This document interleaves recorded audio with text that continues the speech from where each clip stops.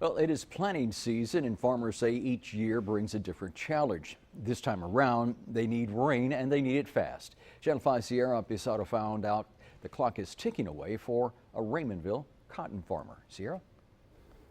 Yeah, I'm told farmers usually only need to dig 1 finger length, that's right, 1 finger length deep in the soil to plant a cotton seed. But with the lack of water, Spence Pennington is forced to go half a foot deep for a shot at hitting some moist soil. You're looking at the first cotton leaves to come out of the ground. There's the irrigated part of the farmland in the Rio Grande Valley, and then there's the pure dry land. That's where we are, pure dry land. That's the only way to describe the soil these days. Here's how the planting works. So this is the tender. This is what loads the tractor with the cotton seeds.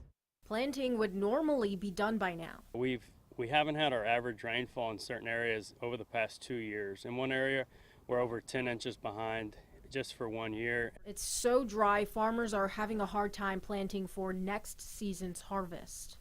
They're waiting on rainfall, and they need it quickly. Dale Murden, he's in a bit better shape with his citrus farms. I feel for those guys in the dryland areas that don't have the ability to irrigate. The deadline for planting cotton is early April. Farmer Spence Pennington hopes for rain to come before then, or he'll have to plant dry and keep fingers crossed. You try not to let it affect you because you'd never sleep. These tiny signs of life may not last long. They're barely surviving.